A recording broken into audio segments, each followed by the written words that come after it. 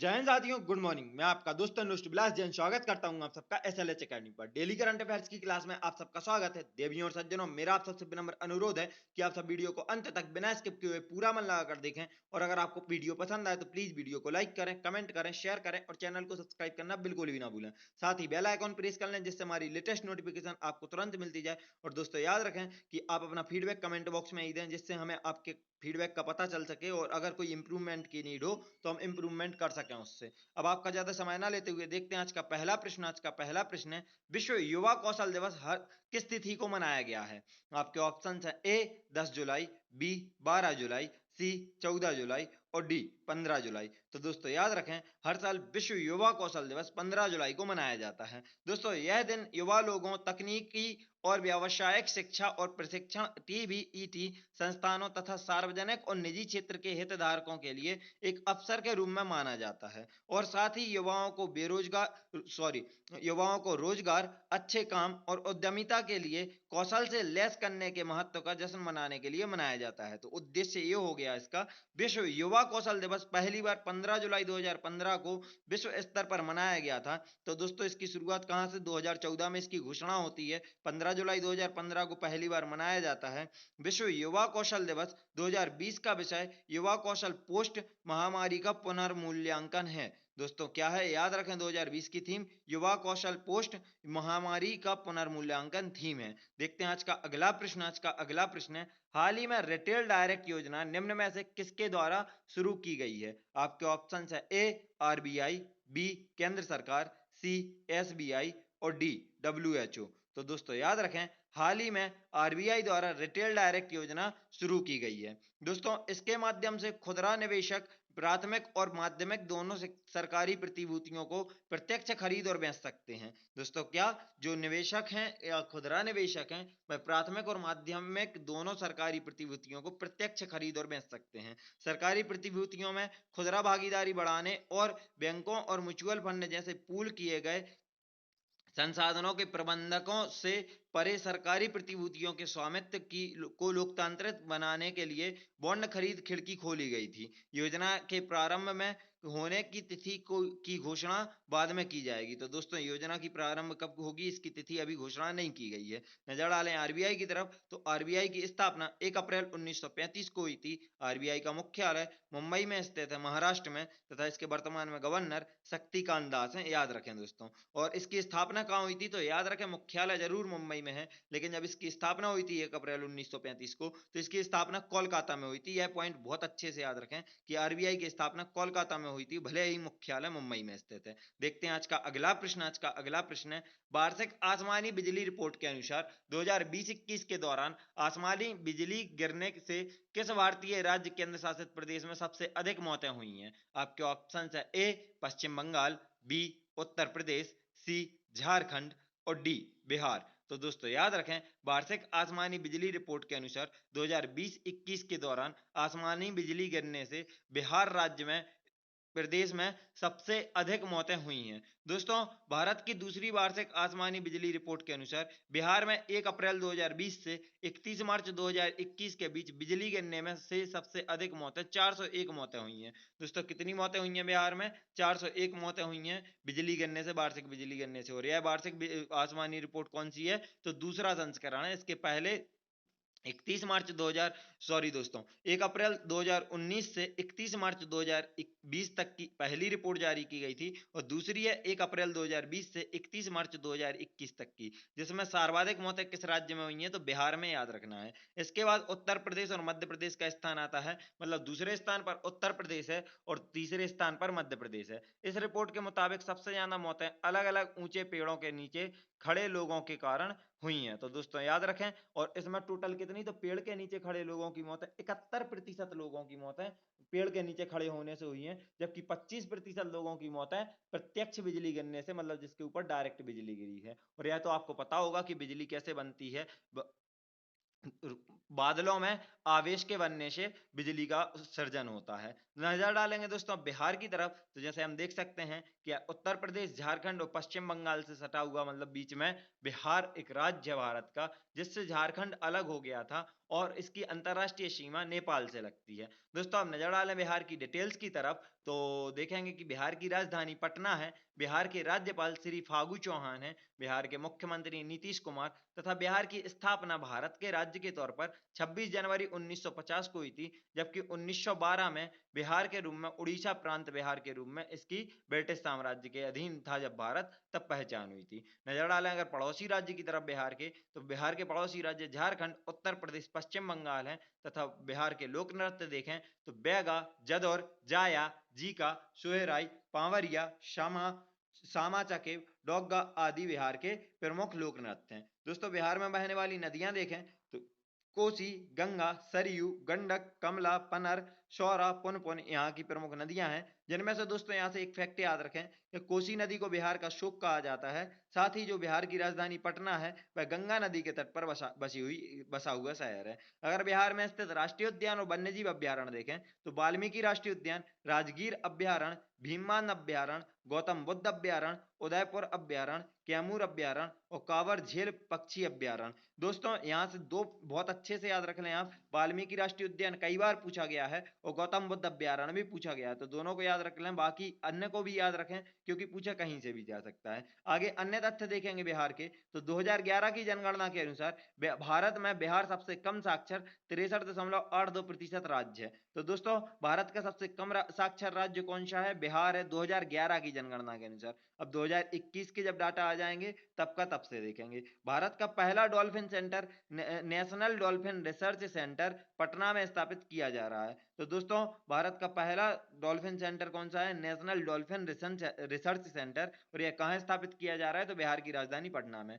बिहार से जुड़े अन्य तथ्य देखें दोस्तों, तो बिहार में गैंडों की संख्या के मामले में बिहार की राजधानी पटना का विश्व में गैंडों की संख्या के मामले में बिहार की राजधानी पटना का चिड़ियाघर विश्व में दूसरे स्थान पर है। यहाँ 12 गैंडे हैं। अमेरिका के सेंट डिएगो जू में गैंडों की संख्या सबसे अधिक है। तो दोस्तों सबसे ज्यादा विश्व में कौन से जू में गैंडे हैं? तो वह है अमेरिका के सेंट डिएगो जू में। और दूसरे नंबर पर कौन सी है? तो पटना का चिड़ियाघर है जो कि बिहार में स्थित है। दोस्तों भारत में लेफ्टिनेंट शिवांगी भारतीय नौसेना की पहली महिला पायलट हैं। और दोस्तों लेफ्टिनेंट शिवांगी बिहार की मुजफ्फरपुर से हैं। तो दोस्तों याद रखें कि भारतीय नौसेना की पहली महिला पायलट कौन है? लेफ्टिनेंट शिवांगी। और यह कहां से हैं? तो बिहार के मुजफ्फरपुर से हैं। कन्या पुत्री बिहार के पारंपरिक खिलौने हैं।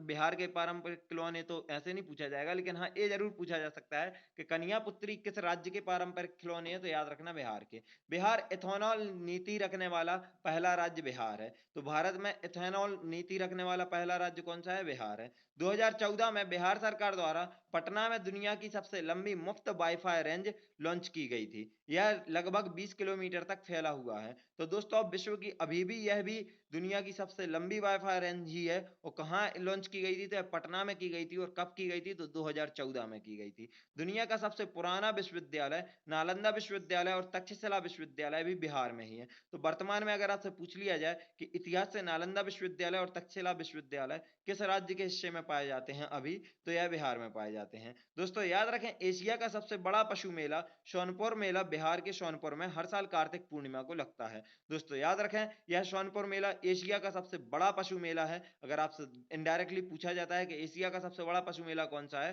तो आपको याद रखना है सोनपुर मेला, जो कहाँ लगता है? तो बिहार के सोनपुर जिले में, और हर साल कार्तिक पूर्णिमा को ही लगता है। देखते हैं आज का अगला प्रश्न। आज का अगला प्रश्न है टोक्यो ओलंपिक का चीयर सॉन्ग हिंदुस्तानी वे किसने लॉन्च किया है? आपके ऑप्शन है A R Rahman, B Shankar Mahadevan, C Vishal Dadlani और डी अमिताभ बच्चन। तो दोस्तों याद रखें टोक्यो ओलंपिक का cheer song Hindustani way A R Rahman द्वारा लॉन्च किया गया है। गायिका अनन्या बिरला ने संगीत उस्ताद ए आर रहमान के साथ मिलकर टोक्यो ओलंपिक के लिए तैयार भारतीय खिलाड़ियों के लिए एक चीयर सॉन्ग लॉन्च किया है। तो दोस्तों इसमें गायिका कौन है? अनन्या बिरला है। और उस्ताद मतलब संगीतक कौन है या सिंगर कौन है? तो ए आर रहमान है। दोस्तों हिंदुस्तानी वे शीर्षक से गीत अनन्या द्वारा गाया गया है और AR रहमान द्वारा रचित है। गाने के लॉन्च में सूचना एवं प्रसारण मंत्री अनुराग ठाकुर भी मौजूद रहे। तो दोस्तों यहाँ से यह चीज भी याद रखनी है कि अगर मंत्री पूछ लिया जाए कि लॉन्च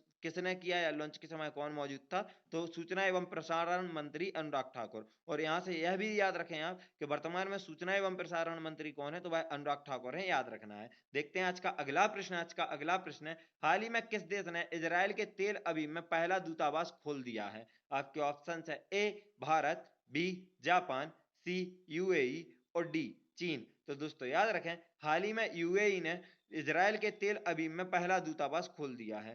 खाड़ी के किसी भी देश का अब तक का इजराइल में कोई दूतावास नहीं था। दूतावास के उद्घाटन समारोह में इजराइल के राष्ट्रपति इसाक हरगोज भी मौजूद रहे। कौन रहे दोस्तों? इसाक हरगोज इजराइल के राष्ट्रपति हैं जो वर्तमान में मौजूद रहे। इजराइल के राष्ट्रपति इसाक हरगोज ने कहा कि दूतावास का खुलना मध्य पूर्व के लिए शांति, समृद्धि और सुरक्षा के भविष्य की ओर हमारी साझा यात्रा में एक महत्वपूर्ण मील का पत्थर है। पिछले महीने संयुक्त अरब अमीरात के आबू धाबी में इजराइल ने अपना दूतावास खोला था। दोस्तों कहाँ खोला था इजराइल ने? आबू धाबी में खोला था इजराइल ने और संयुक्त अरब अमीरात में। नजर डालें, यूएई मतलब यूनाइटेड अरब अमीरात या संयुक्त अरब अमीरात की तरफ, तो इसकी राजधानी अबू धाबी है। इसके राष्ट्रपति वर्तमान में, सॉरी दोस्तों, राष्ट्रपति तो यहाँ के राष्ट्रपति खलीफा बिन जायद अल नाहियान हैं यूएई के, और मुद्रा यूएई दिरहम है, याद रखना है। साथ ही अब आपको यहाँ से यूएई से जुड़े एक तथ्य आप लोगों को बताना है। आपको बताना है कि आईसीसी का मुख्यालय यूएई के किस शहर में स्थित है,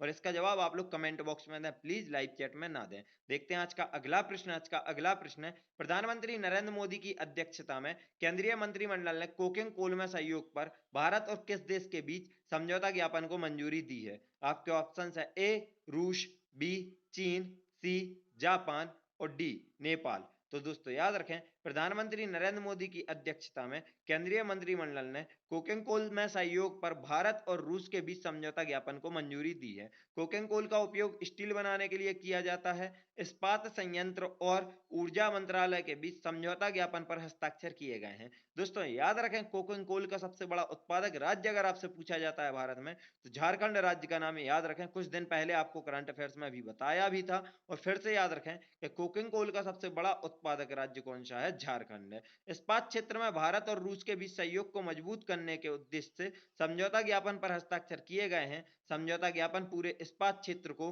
उनकी इनपुट लागत को कम करके लाभान्वित करेगा। इससे देश में स्टील की लागत में कमी आ सकती है और इक्विटी और समावेशित को बढ़ावा मिल सकता है। अब नजर डालेंगे दोस्तों हम रूस की तरफ, तो जैसे हम देख सकते हैं क्षेत्रफल के दृष्टिकोण से विश्व का सबसे बड़ा देश रूस है, जो कि 2 महाद्वीपों में फैला है, यूरोप और एशिया में। एशिया महाद्वीप में स्थित रूस को साइबेरिया के नाम से जानते हैं, तो यह आपको बहुत अच्छे से याद रखना है। अगर रूस को ये देखें तो रूस चीन के साथ संयुक्त रूप से सर्वाधिक देशों से साझा करने वाला देश है, सीमा साझा करने वाला देश है। मतलब यह टोटल 14 देशों से सीमा साझा करता है, जिसमें चाइना, मंगोलिया, कजाकिस्तान और बेल्जियम और ऐसे बहुत से छोटे छोटे देश हैं, आगे हम उनके नाम देखेंगे, सोमालिया वगैरह। तो दोस्तों हम नजर डालें रूस की तरफ, तो रूस की राजधानी मॉस्को है, जो कि मोस्कवा नदी के तट पर स्थित है। याद रखना है दोस्तों, रूस की राजधानी मॉस्को है, जो कि मोस्कवा नदी के तट पर स्थित है। रूस के राष्ट्रपति व्लादिमीर पुतिन है। रूस के प्रधानमंत्री वर्तमान में दिमित्री मेदवेदेव तथा मुद्रा यहाँ की रूबल है। दोस्तों रूस विश्व का क्षेत्रफल के दृष्टिकोण से सबसे बड़ा तथा जनसंख्या के दृष्टिकोण से 9वां सबसे बड़ा देश है। मॉस्को को 5 महासागरों का पतन कहा जाता है। दोस्तों यहाँ पर थोड़ा सा बीच में आपको मुद्रा दिख रहा है, वो एडिट नहीं हुआ है, तो आप उसे याद रखें कि मॉस्को को 5 महासागरों का पतन कहा जाता है। रूस विश्व का सबसे बड़ा हीरा उत्पादक देश है। विश्व का सबसे बड़ा हीरा उत्पादक देश कौन सा है? रूस है। रूस की अगर अंतरराष्ट्रीय सीमा देखें तो Norway, Finland, Estonia, Latvia, Lithuania, Poland, Belarus, Ukraine, Georgia, Azerbaijan, Kazakhstan, चीन, मंगोलिया और उत्तर कोरिया से इसकी सीमाएं साझा करता है, जो कि टोटल 14 देशों से करता है, और यह विश्व में सर्वाधिक है, मतलब चीन के साथ। कैस्पियन सागर विश्व की सबसे बड़ी झील रूस के साइबेरिया क्षेत्र में स्थित है। दोस्तों याद रखना है, कैस्पियन सागर झील विश्व की सबसे बड़ी झील है। इसको इसी वजह से सबसे बड़ी झील होने के कारण इसके नाम के पीछे कैस्पियन झील नहीं कैस्पियन सागर लगता है। यह कहाँ? तो रूस के साइबेरिया वाले क्षेत्र में स्थित है। अगर कैस्पियन सागर से लगने वाले देशों की सीमा देखें तो 5 देशों से सीमा साझा करती है कैस्पियन सागर, और उसके नाम है तुर्कमेनिस्तान, कजाकिस्तान, रूस, अजरबैजान, ईरान इसके तटवर्ती देश हैं। इसकी ट्रिक भी मैंने आपको पहले बताई है, अगेन बताऊंगा दोस्तों। रूसी ईरानी तुर्की के काजू खाकर बेजान हो गई। याद रखना है दोस्तों, रूसी ईरानी तुर्की के काजू खाकर बेजान हो गई। रूसी से रूस आएगा, ईरानी से ईरान आएगा, तुर्की से तुर्कमेनिस्तान आएगा, काजू से कजाकिस्तान आएगा और बेजान से अजरबैजान आएगा, जो कि कैस्पियन सागर की सबसे सीमा साझा करने वाले 5 देशों के नाम है। इसके साथ दोस्तों याद रखें कि यहीं पर साइबेरिया क्षेत्र में ही बैकाल झील है, जो कि विश्व की सर्वाधिक गहरी झील है। तो विश्व की सर्वाधिक गहराई में गहरी झील कौन सी है? बैकाल झील, जो कि साइबेरिया में स्थित है। दोस्तों भारत और रूसी सेना के बीच आयोजित किए जाने वाले युद्ध अभ्यास को देखें तो इंद्र युद्ध अभ्यास भारत और रूसी सेना के बीच आयोजित किया जाता है। कौन सी सेना के बीच में दोस्तों? भारत और रूसी सेना के बीच में इंद्र युद्ध अभ्यास किया जाता है। देखते हैं आज का अगला प्रश्न। आज का अगला प्रश्न है, भारत 119 एथलीटों सहित टोक्यो ओलंपिक के लिए कितने लोगों का दल भेजने जा रहा है? आपके ऑप्शन है ए 240, बी 228, सी 220 और डी 185। तो दोस्तों याद रखें, भारत 119 एथलीटों सहित टोक्यो ओलंपिक के लिए 228 लोगों का दल भेजने जा रहा है। दोस्तों टोक्यो ओलंपिक से अभी हाल ही में आयोजित होना है और आगामी परीक्षाओं में प्रश्न बहुत बनेंगे, तो इससे जुड़े हुए किसी भी तथ्य को इग्नोर ना करें दोस्तों। जितना पता लगता जाए आप लोग प्लीज उतना याद रखते जाएं। 119 एथलीटों में से 67 पुरुष और 52 महिला प्रतिभागी हैं। 22 राज्यों के 119 एथलीट 18 खेल विद्याओं में 130 करोड़ भारतीयों का प्रतिनिधित्व करेंगे। दोस्तों यह 119 एथलीट हैं, यह कुल 22 राज्यों से हैं और यह 18 खेल विद्याओं में हिस्सा लेंगे। भारत 85 पदक स्पर्धाओं के लिए प्रतियोगिता कर रहा है। यह ओलंपिक में भारत के एथलीटों का अब तक का सबसे बड़ा दल होगा। टोक्यो को मेजबान शहर के रूप में चुना गया है। तो दोस्तों इस साल के जो ग्रीष्मकालीन ओलंपिक होने थे, इसके लिए टोक्यो को मेजबान शहर के रूप में चुना गया है। 2013 में अर्जेंटीना के ब्यूनस आयरस में 125वें IOC सत्र के दौरान इसका चयन किया गया था। तो दोस्तों 2013 में घोषणा कर दी गई थी कि 2020 ग्रीष्मकालीन ओलंपिक होंगे जो वह टोक्यो में होंगे, लेकिन कोविड-19 की वजह से 2020 में तो आयोजित नहीं हो पाए। अब 2019 में टोक्यो में ओलंपिक आयोजित हो रहे हैं। पहली बार टोक्यो ने 1964 में ओलंपिक की मेजबानी की थी। तो दोस्तों यह दूसरी दफा है जब टोक्यो ओलंपिक की मेजबानी करने जा रहा है। पहली बार 1964 में की थी और दूसरी बार अब 2021 में 2020 ओलंपिक की मेजबानी कर रहा है। साथ ही इसके साथ ही याद रखें कि टोक्यो एशिया का पहला ऐसा शहर बन गया है जो 2 बार ओलंपिक की मेजबानी करेगा। देखते हैं आज का अगला प्रश्न। आज का अगला प्रश्न है, हाल ही में मोदी सरकार ने किसे मानसून सत्र से ठीक पहले राज्यसभा सदन का नेता बनाया है? बहुत महत्वपूर्ण नियुक्ति है दोस्तों, याद रखें इसे। आपके ऑप्शन है ए राजनाथ सिंह, बी नितिन गडकरी, सी पीयूष गोयल और डी थावरचंद गहलोत। तो दोस्तों याद रखें, हाल ही में मोदी सरकार ने पीयूष गोयल को ठीक मानसून सत्र से ठीक पहले राज्यसभा में सदन का नेता बनाया है। दोस्तों इससे पहले थावरचंद गहलोत यह जिम्मेदारी निभा रहे थे। थावरचंद गहलोत को कर्नाटक का राज्यपाल बनाए जाने के बाद से राज्यसभा में बीजेपी का यह पद खाली था। पीयूष गोयल के पास अभी वाणिज्य और उद्योग मंत्रालय, उपभोक्ता मंत्रालय, खाद्य और सार्वजनिक वितरण मंत्रालय के साथ कपड़ा मंत्रालय की भी जिम्मेदारी है। मतलब दोस्तों वर्तमान में पीयूष गोयल राज्यसभा सदन के नेता तो हैं ही, इसके अलावा यह वाणिज्य और उद्योग मंत्री हैं, उपभोक्ता मामले के मंत्री हैं, खाद्य और सार्वजनिक वितरण मंत्रालय के मंत्री हैं और कपड़ा मंत्री भी पीयूष गोयल हैं। और दोस्तों याद रखें, इस रीशफल के पहले मतलब जो नई कैबिनेट की नियुक्ति हुई है उसके पहले पीयूष गोयल के पास रेल मंत्रालय था। देखते हैं आज का अगला प्रश्न। आज का अगला प्रश्न है, निम्न में से किस अंतरिक्ष एजेंसी ने हाल ही में लिक्विड प्रोपेलेंट विकास इंजन का तीसरा लंबी अवधि का सफल हॉट टेस्ट किया है? आपके ऑप्शन है ए DRDO, बी इसरो, सी नासा और डी स्पेसएक्स। तो दोस्तों याद रखें, इसरो ने हाल ही में लिक्विड प्रोपेलेंट विकास इंजन का तीसरा लंबी अवधि का सफल हॉट टेस्ट किया है। दोस्तों यह टेस्ट मिशन के लिए इंजन योग्यता जरूरत के हिसाब तहत GSLV Mk3 यान के L110 लिक्विड लेवल के लिए किया गया। गगनयान अंतरिक्ष में भेजे जाने वाला देश का पहला मानव युक्त मिशन है। दोस्तों यह कब जाना है? तो दिसंबर 2021 में इसकी लॉन्चिंग रखी गई है।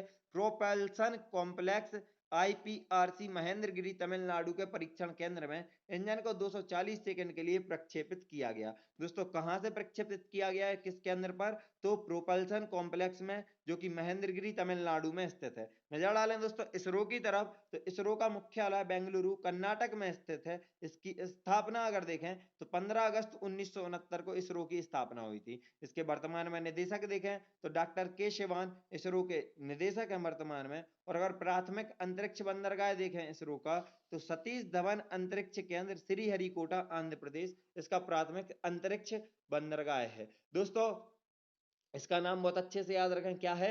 सतीश धवन अंतरिक्ष केंद्र। यह कहां? तो आंध्र प्रदेश राज्य के श्रीहरिकोटा द्वीप पर स्थित है। देखते हैं आज का आखिरी प्रश्न। आज का आखिरी प्रश्न है, गौतम अदानी के अदानी समूह ने हाल ही में किस हवाई अड्डे का अधिग्रहण पूरा कर लिया है? आपके ऑप्शन है, ए कोच्चि अंतरराष्ट्रीय हवाई अड्डे, बी दिल्ली अंतरराष्ट्रीय हवाई अड्डे, बी पुणे अंतरराष्ट्रीय हवाई अड्डा, और डी मुंबई अंतरराष्ट्रीय हवाई अड्डा। तो दोस्तों याद रखें, गौतम अदानी के अदानी समूह ने हाल ही में मुंबई अंतरराष्ट्रीय हवाई अड्डे का अधिग्रहण पूरा कर लिया है। दोस्तों अदानी एयरपोर्ट होल्डिंग्स की फिलहाल मुंबई इंटरनेशनल एयरपोर्ट में 74% हिस्सेदारी है। इसके साथ ही अदानी समूह भारत में एयरपोर्ट इंफ्रास्ट्रक्चर कंपनियों के मामले में अग्रणी कंपनी बन गई है। तो दोस्तों अगर आपसे पूछा जाए कि भारत में एयरपोर्ट इंफ्रास्ट्रक्चर कंपनियों के मामले में अग्रणी कंपनी कौन है, तो वह अदानी ग्रुप है। भारत 2024 तक दुनिया का तीसरा सबसे बड़ा विमानन बाजार बनने जा रहा है। तो कब तक दोस्तों? 2024 तक। कंपनी अब 6 हवाई अड्डों का संचालन करती है।